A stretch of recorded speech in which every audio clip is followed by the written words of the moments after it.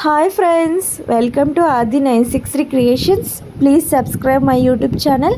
మీరు ఎన్నో రకాల పప్పులు చేసుకొని ఉండొచ్చు, పచ్చిమిర్చి ఉట్టి కారంతో చేసుకొని ఉండొచ్చు.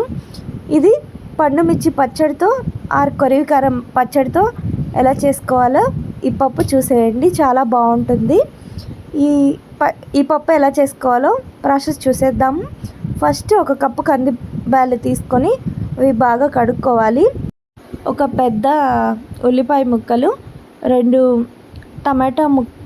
టమాటాల ముక్కలు, ఒక చిన్న గంట నేను చూపించిన గంట సైజ్ అంతా కొరివి కారం పచ్చడి పండు మిర్చి పచ్చడి, కొంచెం పసుపు యాడ్ చేసుకొని, ఒక కప్పు కందిపప్పుకు 3 కప్పుల వాటర్ వేసుకొని మూత పెట్టేసి 6 లేదా 7 విజిల్స్ వచ్చేదాకా ఉంచాలి. ప్రెషర్ పోయిన తర్వాత పప్పు గుత్తితో వెనుక్కొని కొంచెం సాల్ట్ అడ్జస్ట్ చేసుకోవచ్చు ఆ టైంలో.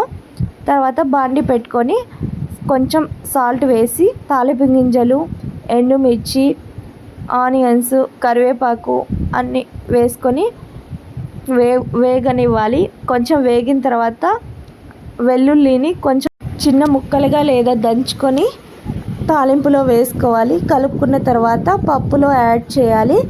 ఈ ఎండుమిర్చి ఫ్లేవర్ అనేది పప్పుకు బాగా పడుతుంది. లాస్ట్లో చివర్లో కొత్తిమీర యాడ్ చేసుకొని పక్కన పెట్టుకోవాలి. ఇదే టేస్టీ కొరివి కారం లేదా పండు మిర్చి పప్పు. ఇది వేడివేడి అన్నంలో కొంచెం మామిడికాయ పచ్చడి, ఈ పప్పు నెయ్యి వేసుకొని కలుపుకొని తింటే సూపర్గా ఉంటుంది.